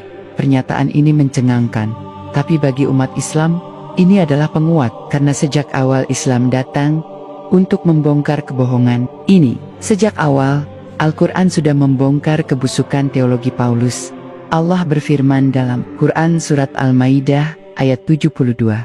Sungguh telah kafir orang-orang yang berkata, sesungguhnya Allah ialah Al-Masih putra Maryam. Padahal Al-Masih berkata, wahai Bani Israel, sembahlah Allah, Tuhanku dan Tuhan kalian. Kalimat ini tidak ditujukan kepada Yesus, tapi kepada mereka yang mengubah ucapannya. Dan siapa pelaku utamanya? Tidak lain adalah Paulus. Maka, ketika hari ini para ilmuwan barat mulai meragukan doktrin gereja, sesungguhnya mereka sedang mendekat kepada Islam. Mereka tidak mengakuinya secara langsung, karena terbebani oleh budaya dan sejarah. Tapi keraguan mereka adalah langkah awal menuju cahaya. Sementara itu, Islam tetap teguh, umat Islam tetap memuliakan Isa bin Maryam. Mereka menyebut namanya dalam syalat. Mereka menyebutnya sebagai Kalimatullah dan Ruhullah. Bukan dalam arti ketuhanan, tapi sebagai kemuliaan yang diberikan oleh Allah. Umat Islam percaya bahwa Isa lahir tanpa ayah, tapi tidak pernah menjadikannya Tuhan. Umat Islam percaya bahwa ia akan turun lagi, tapi bukan untuk menguatkan gereja, melainkan untuk menghancurkan salib. Ya, menghancurkan salib, bukan menghancurkan agama, tapi menghancurkan simbol kebohongan terbesar dalam sejarah. Salib bukan lambang keselamatan, ia adalah lambang penyimpangan, karena bukan Yesus yang membentuknya, melainkan gereja yang mewarisi tafsir Paulus. Dalam doktrin Paulus, salib adalah kemenangan kasih Tuhan. Tapi dalam Islam, salib adalah simbol pemutarbalikan fakta bahwa seorang nabi Allah telah dijadikan sesembahan dan misi Isa yang akan kembali ke bumi adalah untuk mengakhiri semua penyimpangan. Ini hadis-hadis sahih menjelaskan dengan detail bahwa Isa bin Maryam akan turun di akhir zaman, memimpin umat Islam, membunuh Dajjal, menghancurkan salib, dan menegakkan keadilan. Ia tidak membawa Injil baru. Ia tidak membentuk agama baru. Ia akan bermakmum di belakang imam muslim. Mengapa? Karena ia hanya meneruskan misi yang tertunda, misi yang digagalkan oleh Paulus. Inilah akhir dari pertarungan panjang antara dua arus besar dalam sejarah manusia. Satu arus yang datang dari wahyu, murni, tulus, menyeru kepada Allah semata. Satu arus yang dibentuk oleh tafsir manusia, bercampur filsafat Yunani, kekuasaan Romawi, dan manipulasi sejarah. Dan kelak, ketika Isa benar-benar kembali, seluruh umat manusia akan menyaksikan kebenaran itu. Tidak ada lagi gereja, tidak ada lagi Trinitas, tidak ada lagi Injil hasil suntingan, tidak ada lagi salib. Yang ada hanyalah tauhid. Isa bin Maryam akan menghapus seluruh klaim palsu tentang dirinya. Ia akan mengucapkan kembali kalimat yang sudah disebut dalam Quran Surat Maryam ayat 30. Sesungguhnya, aku ini hamba Allah. Dia memberiku kitab dan menjadikan aku seorang nabi. Dan ketika ia berkata demikian, semua yang mengikuti ajaran Paulus akan terdiam. Saat itu, tidak akan ada lagi debat, tidak akan ada lagi teologi akademis, tidak akan ada lagi penyangkalan. Yang tersisa hanya satu pertanyaan penting. Apakah kita siap mengikuti Isa yang sejati, bukan Yesus versi Paulus? Kebohongan terbesar bukanlah bahwa Yesus dianggap Tuhan. Kebohongan terbesar adalah bahwa ajaran Yesus padahal sejatinya adalah ajaran Paulus. Itulah kekeliruan mendasar yang memutarbalikkan sejarah, memecah agama samawi, dan menyesatkan generasi demi generasi hingga hari ini. Dan inilah ironi terbesarnya. Umat Kristen menyangka mereka sedang mengikuti Yesus, padahal mereka tidak mengenal Yesus sebagaimana yang diutus oleh Allah. Mereka mengenal Yesus dari Paulus, dari tafsir, dari surat, dari konsili, dari dogma, tapi bukan dari ucapan Yesus sendiri. Bahkan jika mereka membuka Injil yang mereka anggap suci, lalu membaca langsung sabda-sabda Yesus, mereka akan menemukan banyak kontradiksi dengan ajaran Joraya modern. Yesus berkata, aku diutus hanya kepada Bani Israel. Tapi Paulus berkata semua bangsa berhak masuk dalam Kristus. Yesus berkata, jangan kira aku datang untuk meniadakan hukum Taurat. Tapi Paulus berkata hukum telah dibatalkan oleh kasih karunia. Yesus bersujud kepada Tuhan. Paulus berkata Yesus adalah Tuhan. Yesus adalah manusia yang lapar, haus, sedih, dan berdoa kepada Allah. Tapi gereja berkata bahwa ia adalah Tuhan yang menjelma. Ini bukan salah Yesus, bukan salah umat awal, tapi salah manusia tunggal bernama Paulus yang tampil sebagai rasul pengganti dan menyebarkan teologi yang bahkan Yesus sendiri tidak akan mengenalinya. Dan yang lebih memprihatinkan, sistem dunia hari ini masih melindungi kebohongan ini. Gereja-gereja besar didirikan bukan atas nama Isa bin Maryam yang sejati, melainkan atas nama Kristus versi Paulus. Misa, sakramen, Trinitas, penebusan dosa, pengakuan dosa kepada pendeta, semua itu tidak pernah dilakukan oleh Yesus. Tapi semua itu dianggap suci karena umat dididik untuk memisahkan ajaran Yesus dari Yesus. Sedangkan dalam Islam tidak ada satu huruf pun dari wahyu yang diselewengkan. Tidak ada tafsir tunggal manusia yang mengubah makna Al-Quran. Semua sabda Nabi Muhammad disampaikan dengan sanad, diteliti dengan ilmu hadis, dan dijaga oleh para ulama hingga hari ini. Itulah sebabnya Isa bin Maryam yang sejati hanya bisa ditemukan dalam Islam. Ia bukan Tuhan, bukan anak Tuhan. Ia tidak mati di salib. Ia tidak bangkit di hari ketiga. Ia tidak menebus dosa siapapun. Ia adalah hamba Allah, utusannya, yang diangkat ke langit dan akan kembali untuk menyelesaikan misi kenabiannya. Maka, siapakah Yesus yang Anda kenal selama ini? Apakah Yesus yang penuh cinta dan tunduk kepada Tuhan, yang berdoa sepanjang malam, yang hidup miskin, yang berjalan dari desa ke desa, menyeru kepada tauhid. Atau Yesus yang digambarkan oleh Paulus, Tuhan yang mati, Tuhan yang dibunuh, Tuhan yang bangkit, Tuhan yang diubah dari nabi menjadi objek penyembahan. Pertanyaan ini akan terus bergema hingga akhir zaman. Dan jawaban atas pertanyaan ini akan menentukan nasib keimanan setiap manusia. Karena tidak ada ruang netral antara keduanya. Tidak mungkin seseorang mengikuti Yesus dan sekaligus mengikuti Paulus. Tidak mungkin seseorang mengaku mencintai Yesus tapi menolak syariat. Tidak mungkin seseorang menyembah Yesus tapi mengira sedang menjalankan ajarannya.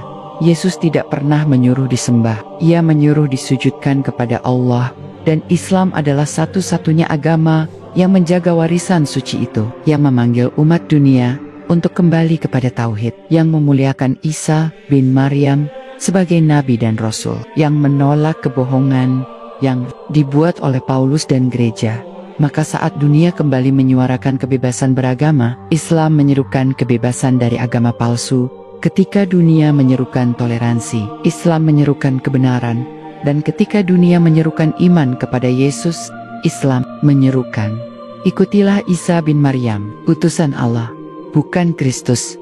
Versi Paulus. Kita telah menelusuri bagaimana Paulus menyusupkan ajaran, menyingkirkan murid-murid Yesus, menyusun teologi, dan memanfaatkan kekuasaan Romawi untuk menjadikan versinya sebagai agama resmi. Tapi satu pertanyaan penting belum dijawab. Bagaimana ajaran palsu ini bisa bertahan selama 2000 tahun?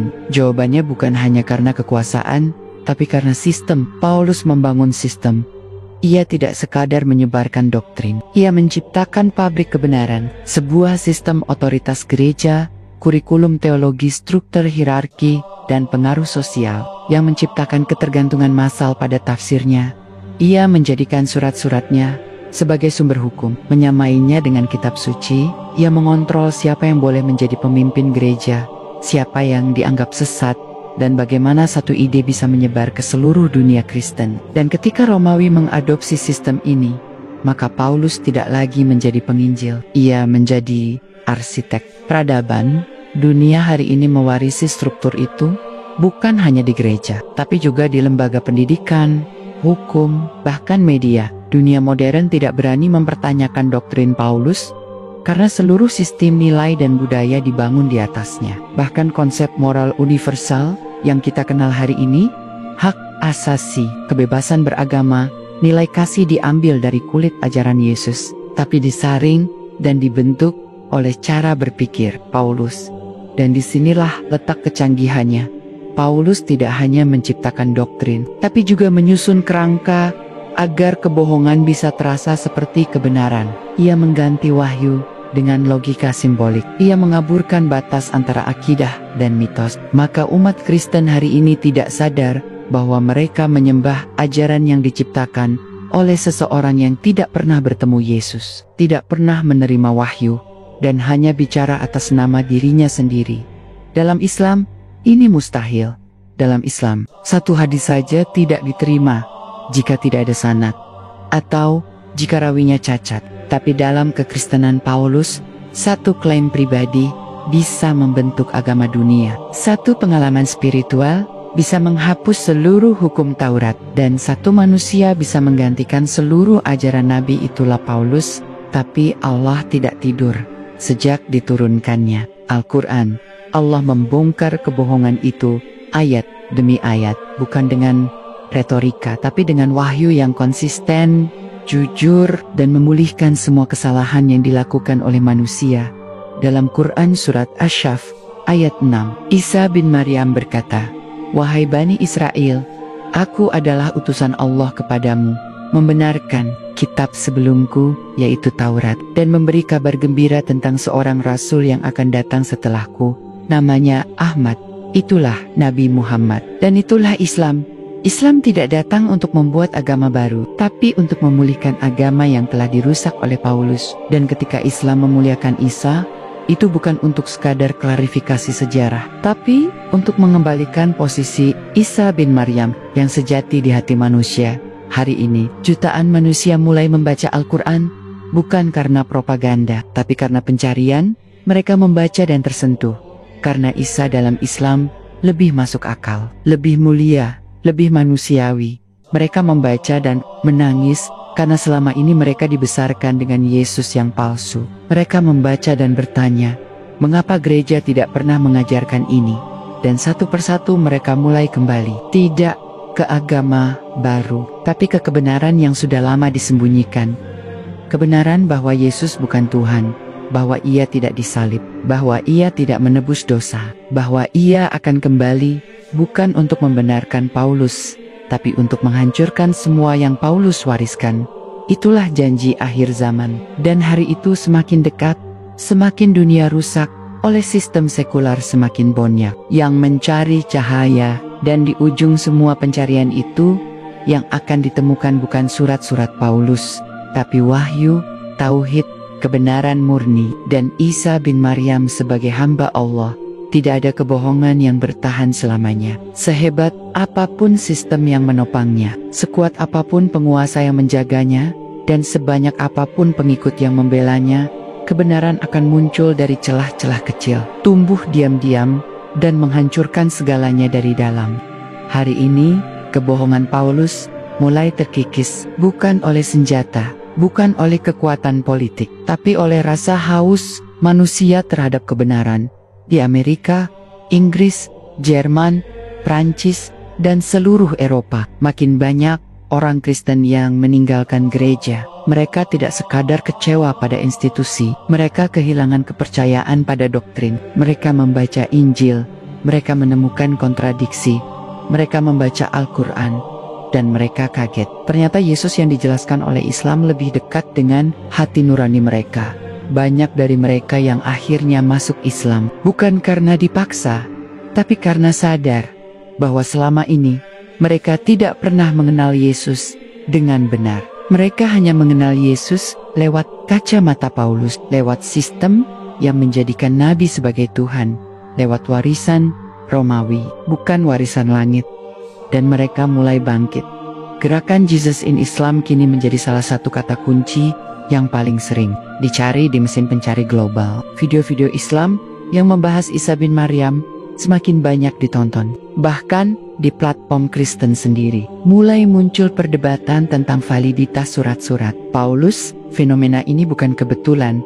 Allah sendiri telah berjanji dalam Quran surat OTT Taubah ayat 32, mereka hendak memadamkan cahaya Allah dengan mulut mereka, tetapi Allah tetap menyempurnakan cahayanya, meskipun orang-orang kafir membencinya, dan cahaya itu kini bersinar kembali. Di tengah kegelapan propaganda, di tengah banjir informasi sesat, di tengah dunia yang mencampur adukan agama dengan budaya, wahyu dengan filsafat, kebenaran dengan opini, cahaya itu adalah Islam, agama yang menjadikan Allah sebagai satu-satunya sesembahan, yang memuliakan Isa sebagai Nabi, bukan Tuhan, yang memisahkan antara wahyu dan filsafat, yang membersihkan ajaran Yesus dari distorsi Paulus.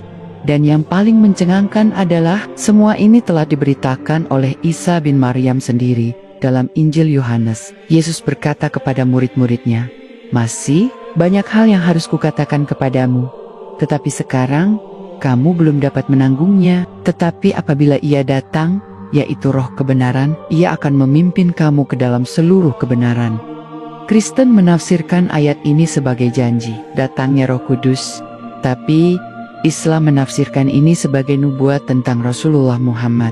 Mengapa? Karena Roh Kudus Jibril sudah menyertai Yesus sejak awal. Tapi Yesus di sini berkata tentang sosok yang akan datang setelahnya, yang akan menyempurnakan semua kebenaran.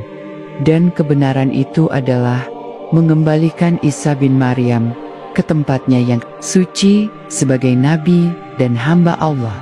Tidak ada lagi pengorbanan darah, tidak ada lagi Trinitas, tidak ada lagi salib, yang ada hanyalah kalimat la ilaha illallah, sebagaimana yang diucapkan semua nabi. Dan ketika Isa kembali, Ia tidak akan membawa salib, tapi membawa bendera tauhid.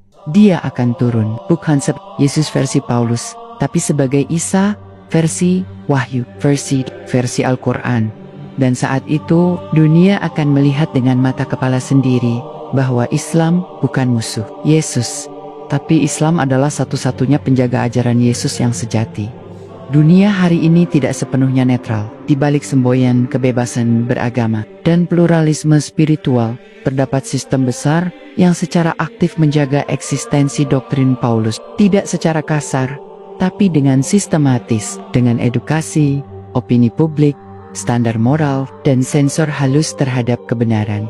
Sebagai contoh, media arus utama global akan lebih cepat menghapus atau membatasi konten Islam yang membongkar kesalahan ajaran Paulus ketimbang konten yang mencaci Nabi Muhammad. Platform akademik internasional memberikan ruang lebar bagi kritik terhadap Al-Quran dan hadis, namun sangat membatasi kritik langsung terhadap keotentikan surat-surat Paulus atau konsili Nicaea. Kajian seperti itu sering dikecilkan sebagai pandangan minor. Lembaga dunia mendorong model keberagamaan yang lepas dari hukum. Bahkan PBB dan UNESCO dalam berbagai resolusi sosial mendefinisikan agama sebagai sumber nilai spiritual saja, tanpa hukum, tanpa aturan, tanpa tauhid murni. Dan siapa arsitek dari semua model keberagamaan semu ini? Paulus, karena ia adalah orang pertama dalam sejarah agama samawi yang secara sadar menghapus hukum, mengganti wahyu dengan simbolisme, dan mengangkat manusia menjadi Tuhan. Maka warisan Paulus bukan hanya Eidadij, ia mengalir dalam demokrasi barat, dalam sekularisme modern, dalam etika global palsu yang memisahkan Tuhan dari sistem hidup. Inilah medan tempur Islam hari ini. Bukan melawan senjata, tapi melawan doktrin lama yang dibungkus modernitas. Tapi yang menarik, semakin kuat Islam ditekan, semakin kuat pula cahaya Isa bin Maryam versi Islam mulai menarik perhatian dunia. Kita menyaksikan perubahan besar. Generasi muda di barat mulai mempertanyakan mengapa Yesus disebut Tuhan padahal ia berdoa kepada Tuhan. Banyak pemuda Kristen mulai membedakan ajaran Yesus yang penuh hukum dan ajaran Paulus yang penuh kompromi. Dan ratusan ribu orang non-muslim mulai mencari siapa itu Nabi Muhammad dan bagaimana hubungannya dengan Isa bin Maryam. Fenomena ini bukan kebangkitan biasa. Ini adalah awal dari akhir kebohongan besar. Dari timur dan barat, dari Afrika hingga Kanada, dari masjid-masjid kecil hingga layar HP pribadi, umat manusia sedang diajak kembali kepada satu kebenaran, bahwa Yesus bukan Tuhan, bahwa Yesus bukan penghapus hukum, bahwa Yesus tidak mati untuk menebus dosa siapapun, bahwa Yesus yang sejati, Isa bin Maryam, adalah Nabi Allah, dan hanya Islam yang mempertahankan kesucian itu. Hanya Islam yang membersihkan Isa dari mitos. Hanya Islam yang menyatukan apa yang dipisahkan oleh Paulus. Lebih dari itu, hanya Islam yang menjamin bahwa Isa akan kembali sebagai penegak kebenaran, bukan sebagai dewa penyelamat. Hadis-hadis sahih menggambarkan dengan jelas, demi Allah akan turun di tengah-tengah kalian Isa putra Maryam sebagai hakim yang adil. Ia akan mematahkan salib Membanu Bobi dan menghapus jizyah, dan harta akan melimpah hingga tidak ada seorang pun yang menerima sedekah. Sahih Bukhari nomor 2222. Ini bukan simbol, ini bukan retorika, ini adalah janji bahwa seluruh sistem Paulus akan dihancurkan secara nyata oleh orang yang selama ribuan tahun diklaim sebagai dewa, padahal ia hanya seorang nabi mulia. Saat itu terjadi, dunia akan menyaksikan sejarah paling besar, bahwa Isa tidak kembali ke gereja, bahwa Isa tidak membawa surat Paulus, bahwa Isa tidak mengajarkan doktrin Trinitas, tapi Isa akan datang sebagai Muslim, sebagai pelindung tauhid, sebagai pengikut Nabi Muhammad, dan ia akan hidup di bumi, menikah, dan wafat sebagai manusia, sebagaimana semua nabi yang benar. Dunia selama ini tidak keliru karena bodoh. Dunia keliru karena disesatkan. Nama Yesus telah diangkat tinggi, bukan untuk dimuliakan sebagai nabi, tapi untuk dijadikan Tuhan buatan. Ajarannya dipelintir, sabdanya dihilangkan, hukum yang ia jalankan dibatalkan, dan semua itu dilakukan bukan oleh musuhnya, tetapi oleh orang yang mengaku pengikutnya, Paulus. Di tangan Paulus, Isa bin Maryam yang suci dijadikan alat teologi. Seorang nabi dijadikan korban salib. Wahyu Allah diganti dengan surat manusia. Hukum Allah dihapus demi kasih karunia. Dan sejak itu, sejarah manusia keluar dari rel wahyu yang lurus. Tapi kebenaran tidak bisa mati. Al-Quran datang bukan untuk bersaing, tapi untuk meluruskan. Nabi Muhammad diutus bukan membawa agama baru, tapi untuk menyempurnakan ajaran para nabi terdahulu, termasuk Isa bin Maryam. Dan hari ini, satu-satunya tempat di bumi yang masih menjaga kesucian nama Yesus sebagai nabi, bukan Tuhan, adalah Islam. Hanya Islam yang memuliakan Maryam sebagai wanita terbaik sepanjang masa. Hanya Islam yang menolak ajaran Trinitas dan salib. Hanya Islam yang menegaskan bahwa Isa tidak disalib, tidak mati, dan akan kembali. Dan hanya Islam yang menunggu Isa bin Maryam, bukan untuk membela gereja, tapi untuk menghancurkan salib. Maka siapakah yang lebih layak disebut pengikut Yesus, yang menyembahnya sebagai Tuhan, atau yang mengikutinya sebagai Nabi Allah? Saat dunia menghadapi akhir zaman, pertanyaan ini akan menjadi garis pemisah antara kebenaran dan kebatilan. Dan ketika Isa benar-benar turun, Ia sendiri yang akan menjawabnya. Ia tidak akan datang membawa salib, tapi membawa pedang keadilan. Ia tidak akan datang membela surat Paulus, tapi menegakkan syariat Nabi Muhammad. Ia tidak akan datang menuntut pujian, tapi menyuruh manusia bersujud kepada Allah. Dan pada saat itu, kebohongan 2000 tahun akan berakhir. Mereka yang dulu menyembahnya akan menangis. Mereka yang dulu mengikutinya sebagai nabi akan tersenyum. Dan bumi akan kembali sujud kepada Tuhan yang satu. Tidak ada Tuhan selain Dia. Isa bin Maryam hanyalah utusannya. Muhammad adalah penutup para nabi. Dan Islam adalah agama yang benar hingga hari kiamat. Demikianlah narasi panjang ini, semoga bermanfaat dan menambah banyak wawasan Anda semua. Wassalamualaikum warahmatullahi wabarakatuh.